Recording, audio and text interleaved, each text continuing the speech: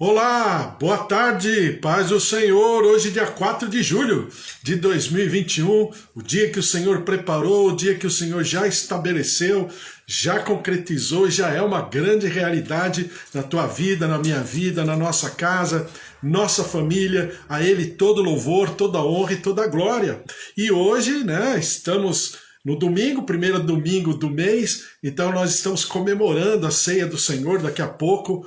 Você prepara aí o teu copinho de suco de uva, prepara o teu pedacinho de pão e nós vamos estar celebrando a ceia do Senhor em comunhão. Ainda que distantes, mas numa comunhão de espírito, numa comunhão de propósito, em servir ao Senhor, em adorar ao Senhor em espírito e em verdade, em nome de Jesus. Por isso, mais uma vez, nós estamos na presença do Senhor e que você viva exatamente aquilo que é bom, perfeito, agradável, aquilo que o Senhor tem por sobre a tua vida, aquilo que o Senhor concretizou, preparou e realmente já é uma realidade, mas também aquilo que o Senhor ainda fará.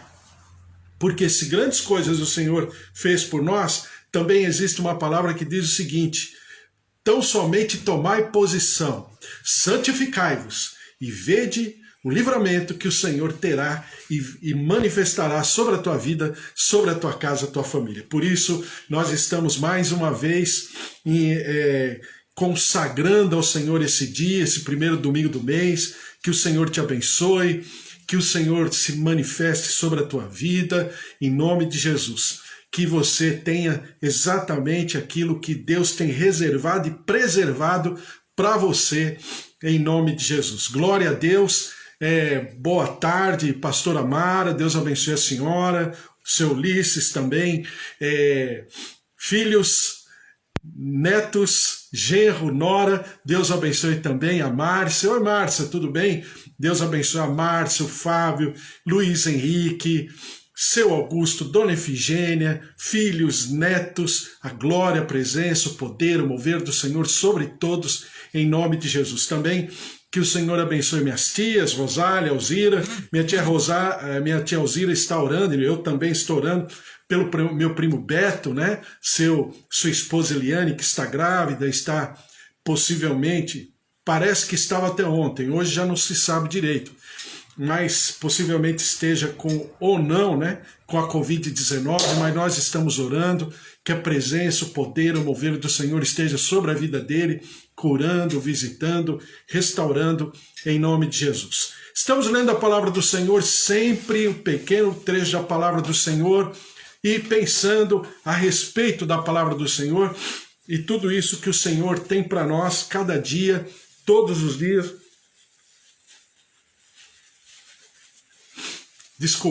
E todos os dias nós sempre falamos um pedaço da palavra e meditamos a respeito. Nesses dias estamos falando sobre escatologia. Por quê? Porque chegamos no capítulo 25 de Mateus. Mateus capítulo 21 a 25 fala sobre o sermão escatológico de Jesus Cristo. Claro que também é abordado em Marcos, também em Lucas, mas Mateus é mais detalhado a respeito desse momento, dessa história do final dos tempos, os últimos acontecimentos, as últimas notícias. Então eu falei para você e combinei com você que nós faríamos o seguinte: pensaríamos em cada módulo como se fosse uma peça de um quebra-cabeça. Depois a gente ajunta todas as peças para criar toda uma imagem, E nós estamos falando de como será o tratamento a partir da parábola das 10 virgens, lá em Mateus capítulo 25, do versículo 1 a 13, que o Senhor aborda a parábola, ou na parábola das 10 virgens, exatamente em grupos, E claro que isso aqui não é o arrebatamento, são os preparativos para o arrebatamento, Mas essa figura, essa parábola, essa alegoria, ela diz muito, é muito profunda, porque fala sobre muitos aspectos. Entre eles, aquilo que eu já coloquei, que o Senhor, Deus, separa os povos em 2 grupos no Antigo Testamento e em 3 grupos no Novo Testamento. No Antigo Testamento, os 2 grupos eram o grupo gentílico né, dos gentios, e o grupo dos judeus, dos hebreus, através dos quais vem a salvação, como o próprio Senhor Jesus diz. Quando você vai para o Novo Testamento, esse grupo se transforma em três. Tem o grupo dos gentílicos, tem o grupo dos judeus e também tem o grupo da Igreja de Deus. Como diz Paulo, lá em 1 Coríntios, já lemos muitas vezes esse texto, 1 Coríntios capítulo 10, quando fala a respeito disso. Então, o que nós percebemos? Que o Senhor Deus, não obstante ter uma palavra só, não obstante ter uma direção só, mas ele trata a cada grupo de uma maneira individual. Por quê? Aí eu dei o exemplo para você, né? É como a gente quando é pai. A casa é a mesma, a comida é a mesma, na maioria das vezes o quarto é o mesmo, né? Quando a gente não tem condição de ter vários quartos, o quarto é o mesmo, a roupa geralmente é a mesma, é um irmão passando por outro irmão a roupa. Então nós temos todo um ambiente que é o mesmo, só que cada filho tem uma maneira de ser, uma maneira de se enxergar, de enxergar o mundo, né? Então tem filho que você dá mais bronca e ele só trabalha em cima da exortação, outro não. Se você exortar o teu filho paralisa. Por quê? Porque ele é mais melancólico, ele é mais sensível, o outro não, o outro é mais, né? Então nós, pais, sabemos disso em relação a cada filho. Obviamente, nós vamos ensinar a mesma coisa, a nossa lógica de vida, a nossa cosmovisão será a mesma, só que você vai conversar com cada filho conforme aquilo que cada filho está operacionalizando aquelas palavras, está absorvendo aquelas palavras. Assim também é o tratamento do Senhor em relação a esses grupos. É porque Deus é diferente? Não. É porque Deus tem um filhinho de papai? Também não.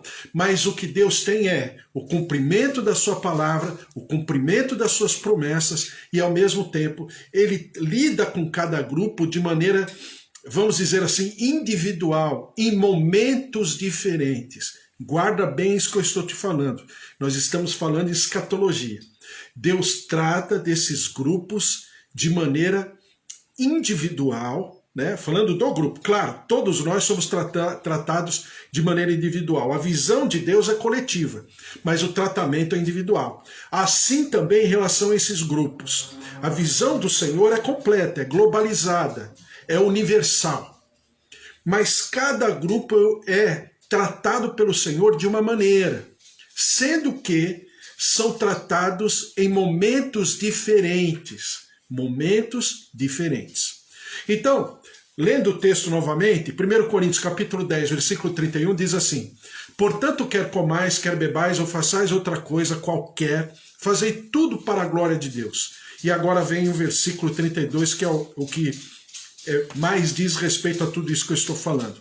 Não vos torneis causa de tropeço, nem para judeus, nem para gentios, nem tampouco para a igreja de Deus. Assim, como também eu, procuro em tudo ser agradável a todos, não buscando o meu próprio interesse, mas o de muitos, para que sejam salvos. Em Lucas capítulo 21, versículo 24, diz assim: cairão a fio de espada e serão levados cativos para todas as nações, e até que os tempos dos gentios se completem. Veja só. Grupo dos gentios, né? Jerusalém será pisada por eles. Ou seja, enquanto o tempo dos gentios não se completarem. E o que significa tempo dos gentios se completem? É quando estiver tudo consumado a respeito dos gentios, do povo gentílico, né? Que agora é chamado de, claro, a parte que se converte, lógico, é chamado de igreja de Deus ou povo gentílico. Por quê? Porque aquilo que eu falei, o Senhor não é porque ele substituiu o povo judeu que não recebeu Jesus como rei, não é porque o Senhor substituiu pelo povo gentílico que nós entramos nessa brecha para poder pregar instaurar o reino dos céus aqui na terra, não significa que porque ele substituiu, que ele rejeitou. Então, há uma certa linha de raciocínio nas escolas teológicas, algumas delas dizem o seguinte, que o povo judeu foi depreciado, banalizado, desprezado pelo Senhor. Num primeiro momento, o povo foi deixado de lado. Por quê? Porque rejeitou Jesus. Só que ao ser colocado de lado, alguém precisava dar continuidade ao propósito de Deus. Quem foi? O povo gentílico. Nós que recebemos o Evangelho e declaramos Jesus como nosso Senhor e o nosso Salvador. Então cabe a nós fazermos isso. Isso não significa que porque esse primeiro povo, esse primeiro grupo foi substituído, que ele seja rejeitado para sempre. Não. Isso não é bíblico, isso não vem da parte de Deus. As pessoas dizem assim, mas com certeza por falta de um conhecimento, porque o povo de Deus, o povo chamado de propriedade do Senhor, as promessas aos patriarcas, como diz a palavra em Romanos, capítulo 11, isso vai tudo se cumprir. Ainda não se cumpriu, mas se cumprirá um dia. Mas, para que isso aconteça, a plenitude dos gentios, Paulo fala em outro texto, a plenitude dos gentios precisa ser estabelecida, ou seja, primeiro o Senhor trabalhará um grupo e depois ele volta para o outro grupo, aquele grupo que havia, no primeiro momento, sido substituído. Atos capítulo 1, versículo 6 diz assim, então os que estavam reunidos lhe perguntaram, Senhor, será este o tempo em que restaures o reino a Israel? Respondeu-lhes, não vos compete conhecer tempos ou épocas, que o Pai reservou para a sua exclusiva autoridade. Ou seja, o que Jesus está respondendo para os apóstolos é o seguinte, olha, vai acontecer. Não cabe a vocês agora determinar esse tempo, porque isso é de um uso exclusivo do Pai. Mas que vai acontecer, vai acontecer. Então, eu só vou fazer um resumo rapidamente daquilo que a gente leu até aqui. Eu li todo Romanos 11, eu só vou ler alguns versículos rapidamente. Romanos capítulo 11, versículo 12 diz assim, ora, se a transgressão deles redundou em riqueza para o mundo, e o seu abatimento em riqueza para os gentios, quanto mais a sua plenitude. Ou seja, se a rejeição deles em relação a Jesus Cristo, deu espaço para que nós entrássemos no plano perfeito de Deus, quanto mais será a sua plenitude. Veja só. Então Paulo fala de plenitude dos gentios e agora Paulo está falando de plenitude do povo de Israel. Diz assim no versículo 15, porque se o fato de terem sido eles rejeitados trouxe reconciliação ao mundo, que será o seu restabelecimento, se não vida dentre os mortos? Versículo 23, eles também, se não permanecerem na incredulidade, o que vai caber a cada grupo no seu momento é absorver o crer em Jesus ou não, mas que o Senhor Jesus dará oportunidade a esses grupos em se converterem a Ele, com certeza. Ele dará não apenas a oportunidade, mas ele trará todo o conhecimento e entendimento para que isso aconteça. Eu vou sair um pouquinho daqui só para você ter uma ideia. Quando você fala de Jesus para o povo judeu, principalmente os mais, vamos dizer assim, os mais ortodoxos, você encontra uma grande barreira. Por quê? Porque o nome Jesus já traz uma certa reticência deles. Por quê? Porque o nome dele no hebraico é Yeshua, não é Jesus. E o que isso significa? Primeiro, na língua hebraica não existe a letra J, só a letra I. E quando você fala Jesus, você coloca um S que não existe, porque o S vem do latim. Então, o próprio nome que nós temos tanto no mundo ocidental, o conhecimento que é Jesus, quando vai para a cultura hebraica, já encontra resistência a partir do seu significado. Porque Ele é o Yeshua HaMashiach, mas nós o chamamos de Jesus. Outra coisa são as imagens de Jesus, ou pelo menos as imagens que se propõem mostrar Jesus. Geralmente é uma pessoa, um homem de aparência, né, caucasiana, né, com um biotipo completamente diferente da aparência de um judeu, vamos dizer assim, mais de origem. Então são coisas que, perceba, isso não, eu não estou justificando com isso, mas existe uma certa resistência. Então tudo isso com o tempo será manifesto. Perceba o que diz aqui no versículo 24 do capítulo 11 de Romanos. Pois se foste cortado se foste cortado daqui por natureza, era oliveira brava e contra a natureza enxertado em boa oliveira, quanto mais não serão enxertados na sua própria oliveira aqueles que são ramos naturais. Então, se nós fomos enxertados, pertencentes a uma oliveira brava, fomos enxertados na oliveira verdadeira, quem dirá os galhos que caíram, que são da oliveira verdadeira, quem dirá não será restaurado. Então tudo isso que Paulo está falando, haverá restauração para esse grupo.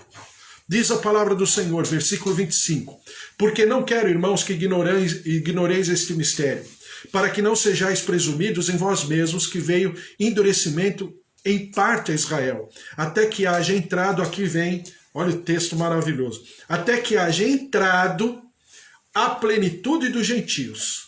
Ou seja, o que parece nesses textos é o seguinte: chegará o momento que o povo será retirado.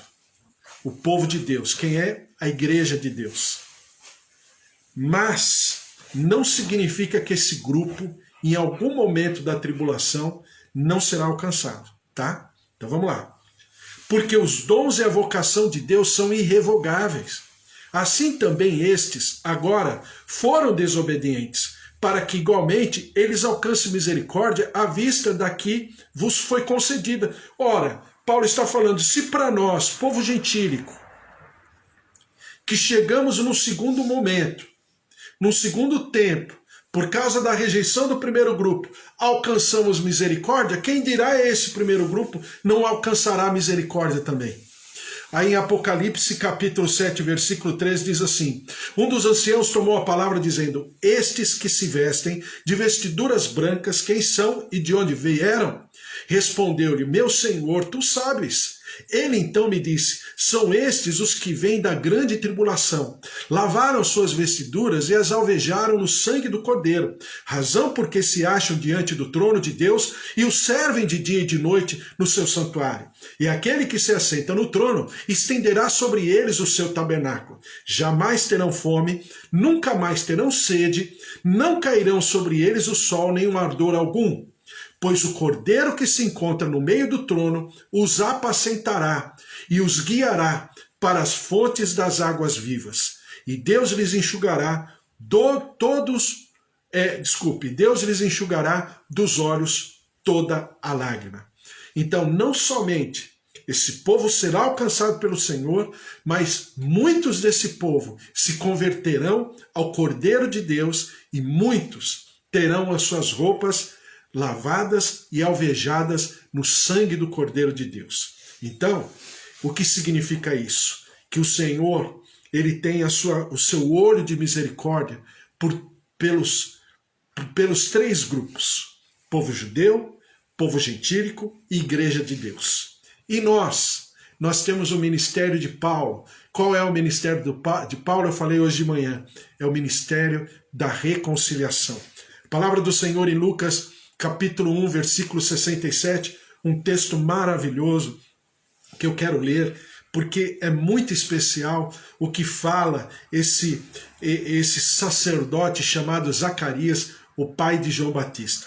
Diz assim, Lucas capítulo 1, versículo 67.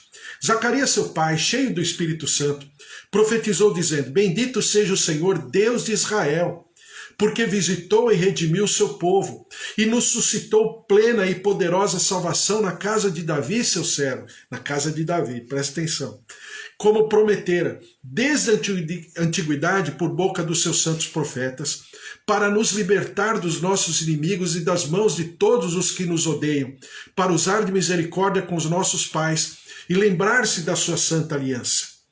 E do juramento que fez a Abraão, o nosso pai, de conceder-nos que, livres das mãos dos inimigos, o adorássemos sem temor, em santidade e justiça perante ele. Todos os nossos dias, tu, menino, serás chamado profeta do Altíssimo, porque precederás o Senhor, preparando-lhe os caminhos, para dar ao seu povo conhecimento da salvação e no redimi-lo dos seus pecados, graças à entranhável misericórdia de nosso Deus, pela qual nos visitará o sol nascente das alturas, para alumiar os que jazem nas trevas e na sombra da morte, e dirigir os nossos pés pelo caminho da paz. E a palavra do Senhor fala o quê? Sobre exatamente a restauração.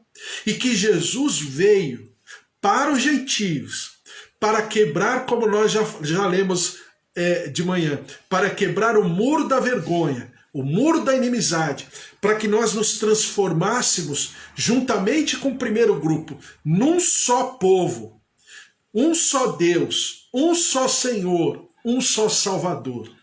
Mas que, claro, seremos tratados pelo Senhor em momentos diferentes, mas seremos tratados.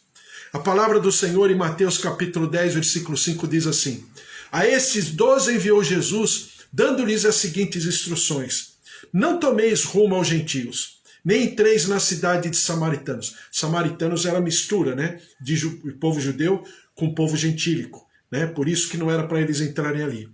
Mas de preferência, procurai as ovelhas perdidas da casa de Israel, e, à medida que seguirdes, pregai que está próximo o reino dos céus. Então, a palavra do Senhor, ela deixa muito claro de que o Senhor olhará com seus olhos de misericórdia sobre todos os povos, sobre todas as nações e todas as raças.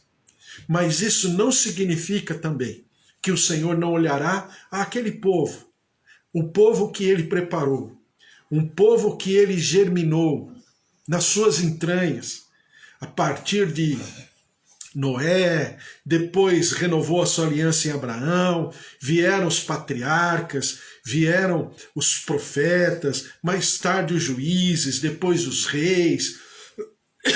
Em tudo isso, o Senhor, obviamente, não passou desapercebido. Há o remanescente, como há também o remanescente, tanto junto ao povo gentílico, como também há um remanescente na igreja de Deus. E nós, servos do Senhor, nós nos preparamos para sermos esses instrumentos, instrumentos da manifestação e da distribuição da palavra de Deus e principalmente da sua revelação e do seu poder. Então nós temos uma grande tarefa, porque nós sabemos que os dias não são fáceis, esse momento que nós vivemos não está fácil para ninguém, mas nós temos essa capacidade e essa condição, o mover da reconciliação, o mover de sermos instrumentos que quebremos também os muros da inimizade, como diz a palavra, os muros da vergonha, para sermos conectados, como diz a palavra em Romanos capítulo 11, né? Sermos enxertados a oliveira bendita, a oliveira santa, ou como diz em João 15, sermos enxertados à videira verdadeira. Não porque somos exclusivos, somos especiais e os outros são menores do que nós, não. Mas porque nós alcançamos misericórdia, como eles também alcançaram e alcançarão de novo, e serão alcançados de novo, como todos os outros. Então, nós temos esse evangelho maravilhoso, o evangelho de reconciliação, o evangelho que nos leva à vida, nos leva à saúde. E nós temos esse ministério, que é o ministério mais, eu diria, mais difícil que tem para se manifestar ou se estabelecer, que é exatamente esse mover e esse poder da reconciliação. Romanos capítulo 1, versículo 16 diz assim: pois não me envergonho do evangelho, porque é poder de Deus para a salvação de todo aquele que crê, primeiro o judeu e também do grego. Obviamente, quando Paulo já está falando aqui, ele não fala só do grego, né? Morador da Grécia, habitante da região da Grécia. Ele está falando do povo helenista, né? Ou seja, do povo que era e tinha cultura helenista. E a cultura helenista já tinha, né, rodado o mundo através de Alexandre o Grande, das invasões. Então ele está falando de uma cultura grega. Tá? Visto que a justiça de Deus se revela no Evangelho de fé em fé, como está escrito, o justo viverá por fé. Em Romanos capítulo 2, versículo 8 diz assim: mas a ira e a indignação aos facciosos que desobedecem à verdade e obedecem à injustiça. Tribulação e angústia virão sobre a alma de qualquer homem que faz o mal, o judeu primeiro e também o grego. Glória, porém, e honra e paz a todo aquele que pratica o bem, ao judeu primeiro e também ao grego, porque para com Deus não há acepção de pessoas.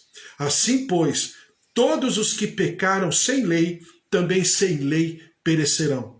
E todos os que com lei pecaram, mediante lei, serão julgados. Porque os simples ouvidores da lei não são justos diante de Deus, mas os que praticam a lei hão de ser justificados. Quando, pois, os gentios que não têm lei procedem por natureza de conformidade com a lei, não tendo lei, servem eles de lei para si mesmos. Então veja só o que Paulo está falando sobre a régua do Senhor Deus.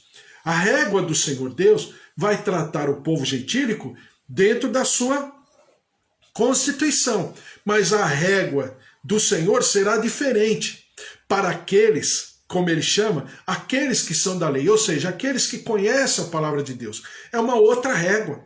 Mas isso não significa que há algum tipo de discriminação, não. Mas que há o quê? Justiça.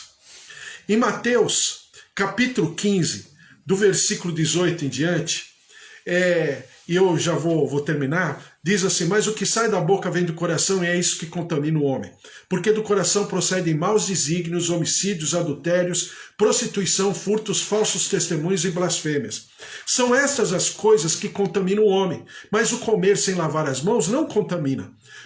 Olha só, olha a linha de raciocínio. Partindo Jesus dali, retirou-se para os lados de Tiro e Sidom, ou seja, ele saiu das fronteiras de Israel e passou para regiões circunvizinhas. E diz assim: eis que vinha uma mulher cananeia, que viera daquelas regiões, clamava: Senhor, filho de Davi, tem compaixão de mim, minha filha está horrivelmente endemoniada. Ele, porém, não lhe respondeu palavra, e os seus discípulos, aproximando-se, rogaram-lhe: despede-a. Por que os discípulos falaram isso? Porque estamos em terras estrangeiras, nós somos judeus. Despede-a. Ou seja, estava depreciando, desprezando, discriminando a mulher. Aí diz aqui: ele, porém, não lhe respondeu palavra, e os seus discípulos, aproximando-se, rogaram-lhe: despede-a, pois vem clamando atrás de nós. Mas Jesus respondeu: não fui enviado senão as ovelhas perdidas da casa de Israel? E Jesus vai nessa linha de raciocínio dos judeus. Ela, porém, veio e o adorou, dizendo: Senhor, socorre-me.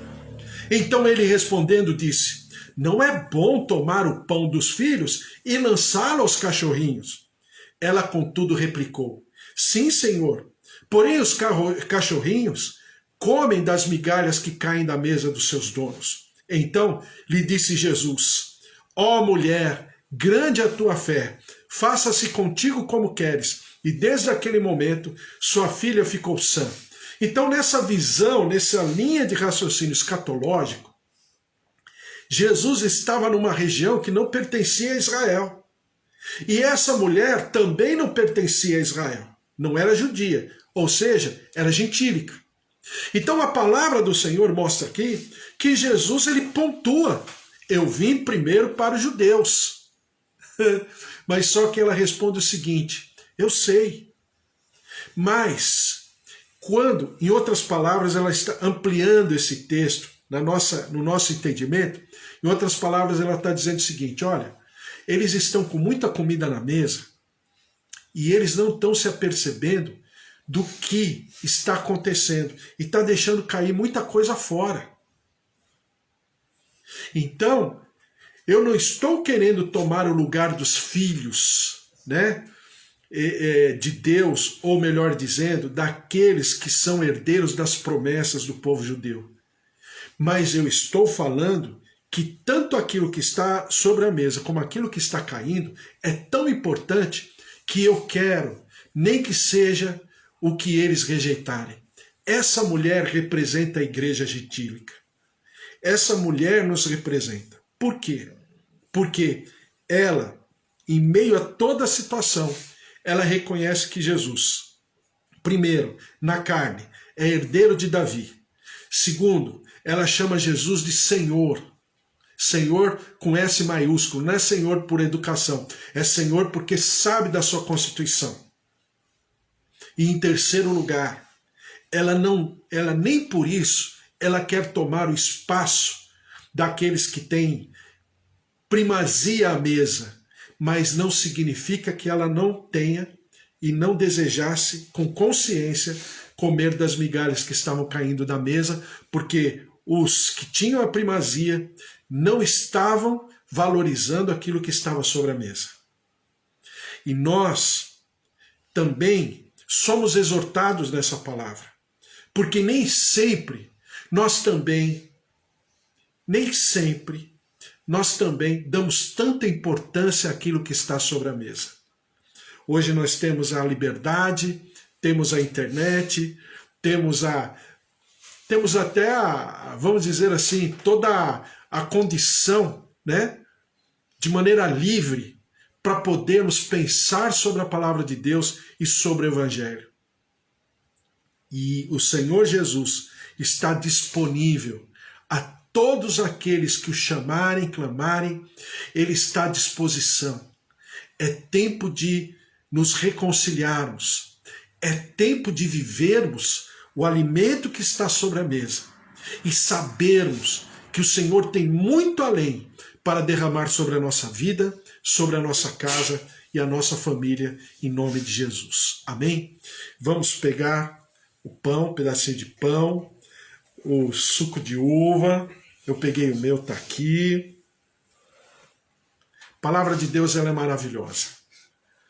E quando nós comemoramos a Santa Ceia do Senhor para mais um período, nós estamos também agradecidos por aquilo que já vivemos, né?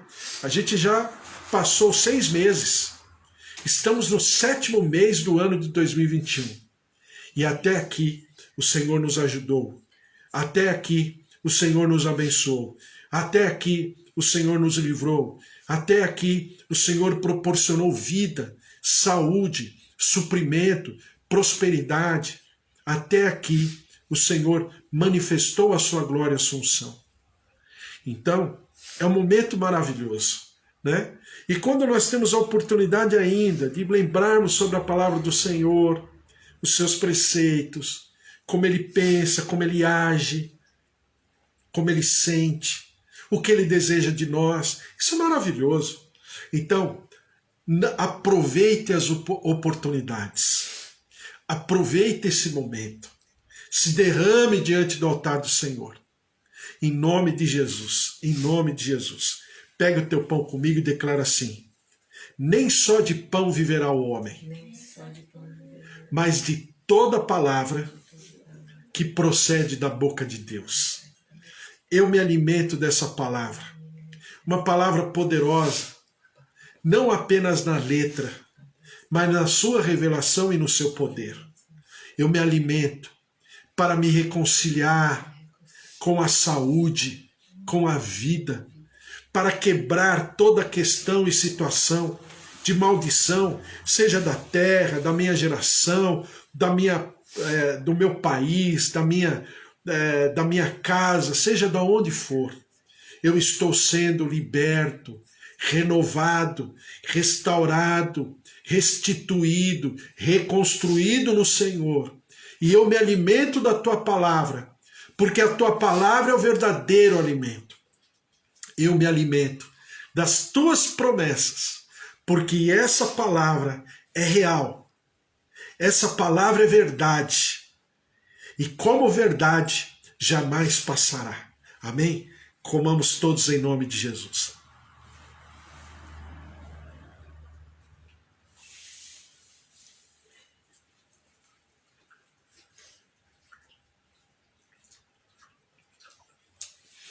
Amém, glória a Deus. Pega o teu copinho de suco de uva.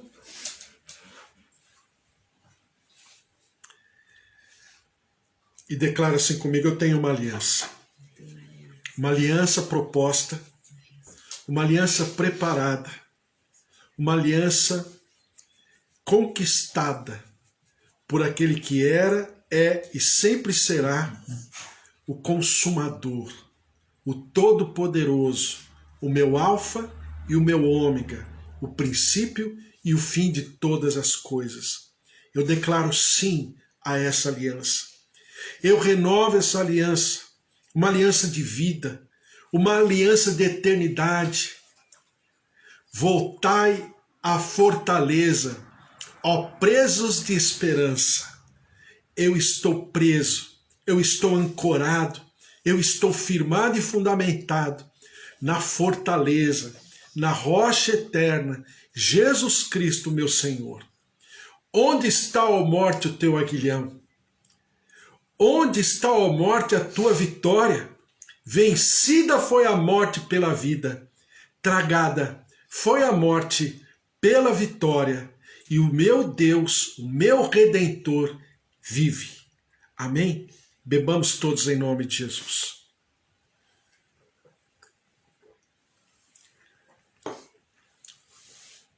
Amém.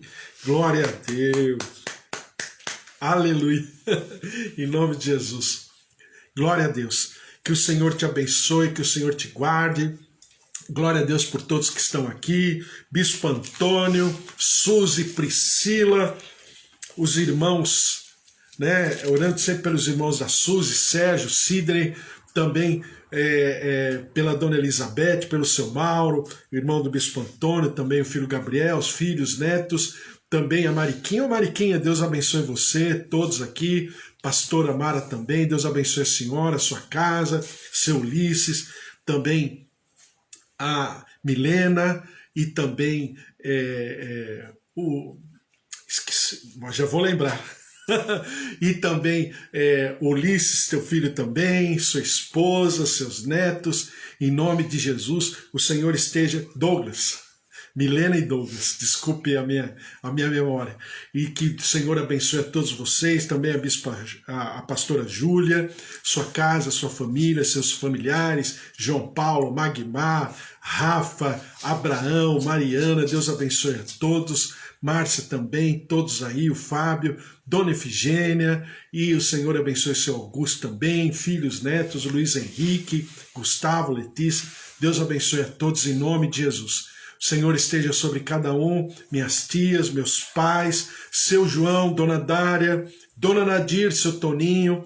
Vamos orar, colocar tudo isso, todo esse momento, consagrando essa Santa Ceia, mais um período na presença do Senhor, em nome de Jesus.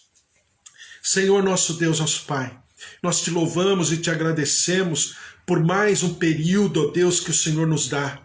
Nós passamos todo o mês de junho, o Senhor nos deu vida, o Senhor nos consagrou, o Senhor nos guardou, o Senhor nos protegeu, o Senhor nos libertou e ao mesmo tempo o Senhor nos supriu de vida.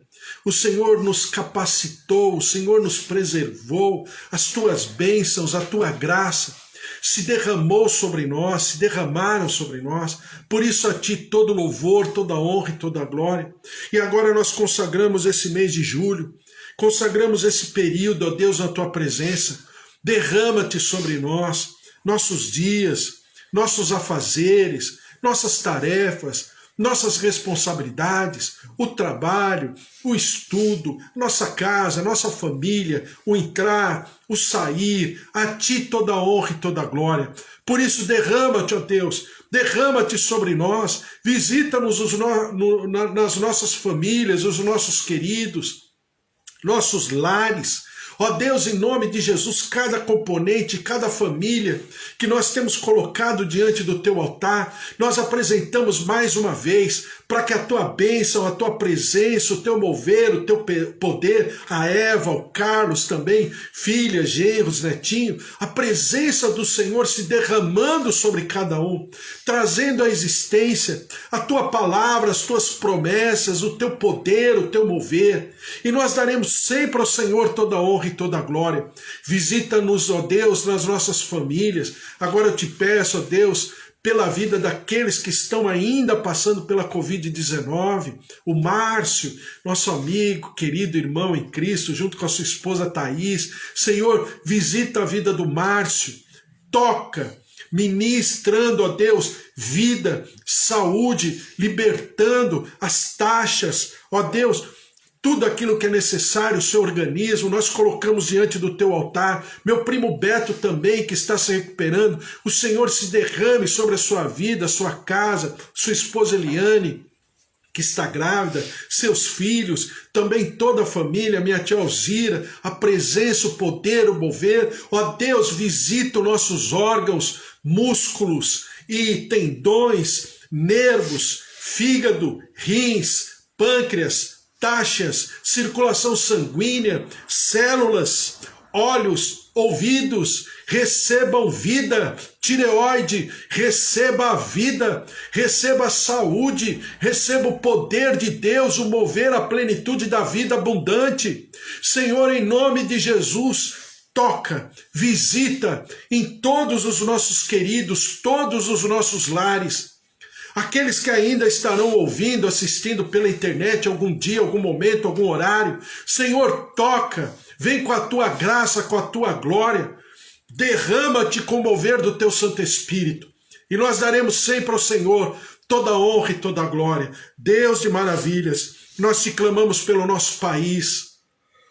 Um Brasil, ó Deus, tão banalizado, tão depreciado. Não vou dizer nem pelos circunvizinhos. Não vou dizer nem pelos outros países, mas pelo próprio brasileiro, pelo próprio gestor público, que banaliza, que, ó Deus, na maioria das vezes não está pensando no povo brasileiro.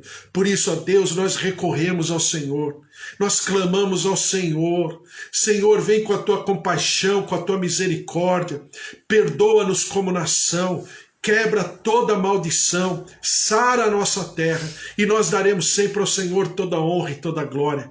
E que nós tenhamos, ó Deus, o nosso povo, a igreja aqui reunida, a nossa comunidade, nós tenhamos uma semana, um mês de julho, um período maravilhoso, especial, cheio de vida, de propósitos, cheio, ó Deus, de conquistas, de realizações, de vitórias, nós possamos avançar, andar, caminhar, realizar, e nós daremos sempre ao Senhor todo louvor, toda honra e toda glória. Por isso, ó Deus, que o Senhor reserve para nós exatamente a tua palavra, exatamente a tua vontade, porque ela é boa, ela é perfeita, ela é agradável, e nós, ó Deus, nos alegramos, porque com certeza grandes coisas o Senhor fará por nós. E por isso nós estamos alegres. Amém?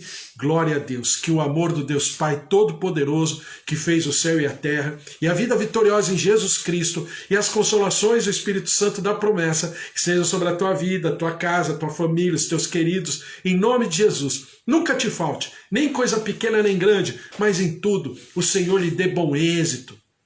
Em tudo, o Senhor lhe dê dupla honra, dupla alegria, como diz lá a palavra em Isaías 61.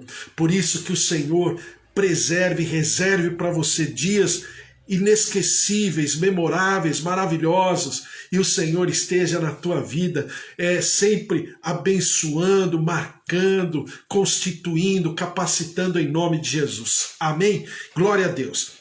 Terça-feira, excepcionalmente terça-feira, às 8 horas da noite, eu e a pastora Mara mais uma vez estaremos entrevistando, né, Mara? Como que é o nome do apóstolo? Deixa eu pegar aqui. O nome do apóstolo Júnior Menezes. Estaremos entrevistando com o tema Hoje ainda se prega o evangelho do reino? Então a gente vai estar conversando com o apóstolo, será uma grande bênção. Se você quiser, às 8 horas da noite, é só você acessar aqui na internet, no Facebook ou no Instagram, e nós estaremos ao vivo falando a respeito disso. Então, que Deus te abençoe, uma semana maravilhosa, você dê o teu like, dê o teu joinha, possa distribuir a palavra de Deus, é uma grande bênção. Eu sempre falo para você, eu sempre tenho dois vídeos, né? Sempre um do lado do outro. Um vídeo é o estendido, é tudo o que aconteceu, oração, cumprimento, introdução, tudo. E o outro, que é mais reduzido, é apenas o estudo daquele momento, daquele dia, tá?